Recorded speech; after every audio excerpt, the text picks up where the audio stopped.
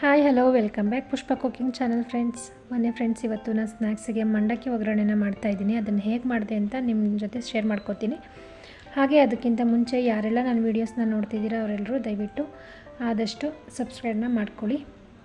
ಹಾಗೆ ಪಕ್ಕದಲ್ಲಿ ಬರುವಂಥ ಬೆಲ್ ಐಕನ್ನ ಒತ್ತಿ. ನಾನು ವೀಡಿಯೋನ ಮಾಡಿ ಅಪ್ಲೋಡ್ ಮಾಡುವಂಥ ವಿಡಿಯೋ ನಿಮಗೆ ಫಸ್ಟ್ ಬರುತ್ತೆ. ಹಾಗಾಗಿ ಬನ್ನಿ ಫ್ರೆಂಡ್ಸ್, ಇವಾಗ ನಾನು ಹೇಗೆ ಮಾಡಿದೆ ಅಂತ ಹೇಳ್ತೀನಿ.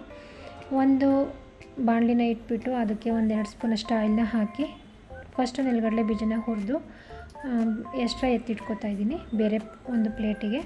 ಕಡಲೆ ಬೀಜನ ನಾನು ಸ್ವಲ್ಪ ಹಾಕಿದ್ದೀನಿ, ನೀವು ಬೇಕು ಅಂದರೆ ಇನ್ನೊಂದು ಸ್ವಲ್ಪ ಹಾಕ್ಕೊಳ್ಳಿ.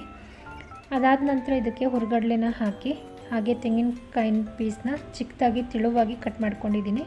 ಅದನ್ನು ಕೂಡ ಹಾಕಿ ಚೆನ್ನಾಗಿ ಫ್ರೈ ಮಾಡ್ಕೊತಿದ್ದೀನಿ. ಗ್ಯಾಸ್ನ ಲೋ ಫ್ಲೇಮಲ್ಲಿ ಇಟ್ಕೊಂಡೆ ಫ್ರೈ ಮಾಡ್ಕೋಬೇಕು ಎಲ್ಲನೂ. ಅದಾದಮೇಲೆ ಒಂದು ಗೆಡ್ಡೆ ಬೆಳ್ಳುಳ್ಳಿನ ಸಿಪ್ಪೆ ಸಮೇತವಾಗಿಯೇ ಗೆಜ್ಜಿ ಫ್ರೈ ಮಾಡ್ಕೊತಾ ಇದ್ದೀನಿ. ಬೆಳ್ಳುಳ್ಳಿ ಚೆನ್ನಾಗಿ ಫ್ರೈ ಆದ ನಂತರ ಇದಕ್ಕೆ ಒಣಮೆಣಸಿಕಾಯಿ ಮತ್ತು ಕರಿಬೇವು ಸೊಪ್ಪನ್ನ ಕೂಡ ಹಾಕಿ ಚೆನ್ನಾಗಿ ಫ್ರೈ ಮಾಡ್ಕೊತಾ ಇದ್ದೀನಿ.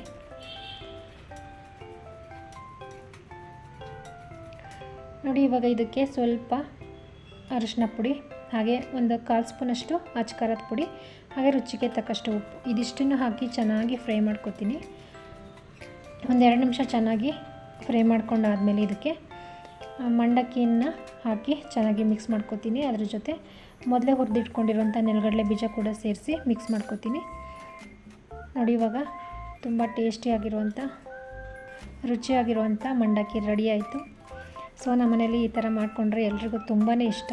ನೀವು ಕೂಡ ಈ ರೆಸಿಪಿನ ಮಾಡಿ ನೋಡಿ, ನಿಮಗೂ ಖಂಡಿತ ಇಷ್ಟ ಆಗುತ್ತೆ. ಹಾಗೆ ಇದನ್ನು 1 ವಾರ ತನಕನೂ ಸ್ಟೋರ್ ಮಾಡಿ ಇಟ್ಕೊಂಡು ತಿನ್ಬೋದು.